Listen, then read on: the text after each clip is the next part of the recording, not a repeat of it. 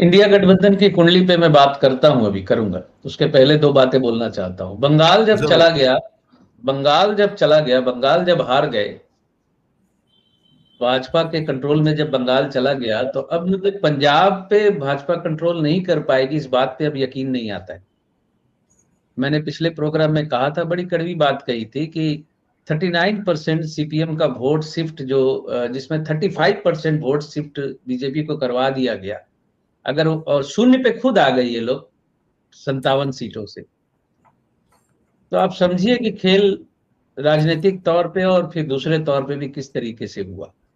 जमीन भारतीय जनता पार्टी की भी नहीं थी। अभी भी बीजेपी का संगठन हर इलाके में ठीक ठाक नहीं है। पश्चिम बंगाल में चुनाव जीत जाने के बावजूद भी लोकल कमेटियां वगैरह नहीं बन रही है। टीएमसी के लोगों को तोड़ना पड़ रहा है कमेटियां बनाने के लिए। और अभिषेक बनर्जी पे जो अटैक हुआ, मैं कहूंगा राजनीतिक तौर पे असली अभिषेक कल हुआ उसका। अगर वो अब लड़ेगा तो राजनीति में चमकेगा, बैठ जाएगा तो राजनीति में खत्म हो जाएगा। ममता बनर्जी भी इसी तरह स्ट्रगल करके ऊपर चढ़ी थी। ममता बनर्जी पे भी बहुत अटैक हुए थे। एनडीए की कुंडली की बात करें तो मेरी बात शायद अच्छी ना लगे बहुत लोगों को, जो दर्शक सुन रहे हैं। एनडीए की जो डिटेल है, एक्चुअली 2023 की ले रहे हैं, 18 जुलाई 2023 की। इंडिया गठबंधन जब बना था और बहुत ज्यादा सफल हुआ नहीं। वृश्चिक लग्न और कर्क राशि की कुंडली उनकी बनी है, और शनि की महादशा इस वक्त भी चल रही है। और जब शुरू हुआ तो शुक्र की अंतरदशा थी। शनि में शुक्र की अंतरदशा में इंडिया गठबंधन बना था। शनि राहु के नक्षत्र में, शुक्र केतु के नक्षत्र में, सूर्य फिर जुपिटर के नक्षत्र में, जुपिटर एरीज में 17 डिग्री का पंचम से कनेक्टेड।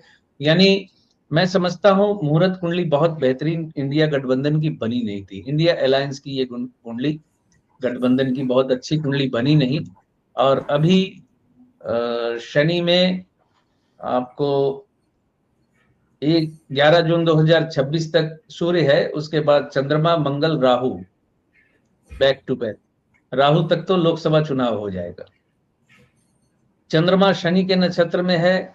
शनि दूसरे भाव में, सेकंड हाउस में चलित की वजह से है। ये तो फिर भी ठीक है स्थिति। चंद्रमा के बाद मंगल केतु के नक्षत्र में, मघा नक्षत्र में, जो एक मजबूती के तौर पे आप देख सकते हैं जनवरी 28 से फरवरी 29 तक ये काफी स्ट्रांग पोजीशन में इंडिया अलायंस आएगा।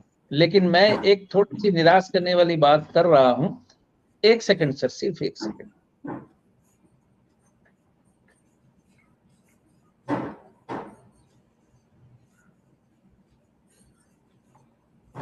तो मैंने दो बातें कहने जा रहा हूं। एक थोड़ी सी नकारात्मक समर्थकों के लिए, कांग्रेस के समर्थकों के लिए, भाजपा विरोधियों के लिए, और एक सकारात्मक। इंडिया गठबंधन जो है उस तरीके से फॉर्म नहीं होगा 2029 के परिप्रेक्ष्य में भी। यहां मैं कहूंगा कि अगर उत्तर प्रदेश भी बीजेपी दोबारा जीत गई, तब तो संभावनाएं बनेगी इंडिया गठबंधन की तरफ बढ़ने की। लेकिन इंडिया गठबंधन अपने आप में चुनावों के पहले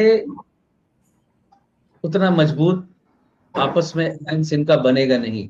लेकिन 2029 में अगर अगर सब ठीक ठाक रहा, मतलब बहुत सी बातें जो बीच में होते होते रुक गई हैं, अभी भी उतनी नहीं आगे बढ़ी हैं, तो कांग्रेस अगले चुनाव में लगभग 200 सीटें लेकर आ रही है। 200 सीटें कांग्रेस को 2029 में मिलने के योग हैं, और भारतीय जनता पार्टी इंडिविजुअल 150 सीटों तक सिमट सकती है। इंडिया अलायंस जो है वो चुनावों के बाद बनेगा। समझे मैं जो कह रहा हूं? वो स्थिति बन रही है। राहुल गांधी की बुध की अंतर्दशा उनके लिए, उनके जीवन के लिए थोड़ी सी खतरे वाली है। लेकिन बुध की अंतर्दशा स्ट्रगल वाली और काफी सत्ता से जुड़ने वाली है। अब बुध की अंतर्दशा में ही लोकसभा चुनाव हो जाने हैं राहुल गांधी के नेतृत्व में। पीएम बनने की बात मैं नहीं कह पा रहा हूं उनके बारे में। वहां मेरा जो ज्योतिषी आकलन है वो प्रियंका गांधी के पक्ष में ज्यादा है। 29 से 39 तक 10 साल प्रियंका गांधी बहुत फेवरेबल है। इंडिया अलायंस आपको चुनावों के बाद सरकार बनाते वक्त नजर आएगी, हालांकि ये माइनस पॉइंट है जो नहीं होना चाहिए, लेकिन कुंडली का जो आकलन है यही है, यही स्थिति है सर। जी चलिए, अच्छी बात है। अगर कुछ हो जाता है तो हम भी उसका इंतजार करेंगे, जनता भी उसका इंतजार करेगी। पर सितारे फिलहाल तो देश के और दुनिया के गर्दिश में नजर आ रहे हैं। हम तो सिर्फ प्रार्थनाएं कर सकते हैं कि भाई थोड़ा गर्दिश से हमें भी निकाल लीजिए बाहर, पर ऐसा होता नजर आता नहीं है। तो दर्शक मित्रों, हम आपसे आज्ञा लेंगे, और जो व्यक्ति सिद्धांत जी से पर्सनल संपर्क करना चाहते हैं उनका नंबर नीचे डिस्क्रिप्शन में दिया हुआ है। तो संपर्क करने से पहले उन्हें पहले मैसेज कर दीजिएगा, और फिर जैसा भी होगा आप उस अपनी जो भी बातचीत करना चाहे आप उनसे कर सकते हैं। तो इसी के साथ संडे की सुबह को हम लेते हैं आपसे आज्ञा। और सिद्धांत जी, बहुत बहुत धन्यवाद, आप आए और आपने इस सुबह को भी बहुत सार्थक बना दिया। बहुत बहुत शुक्रिया आपका। Thank you sir.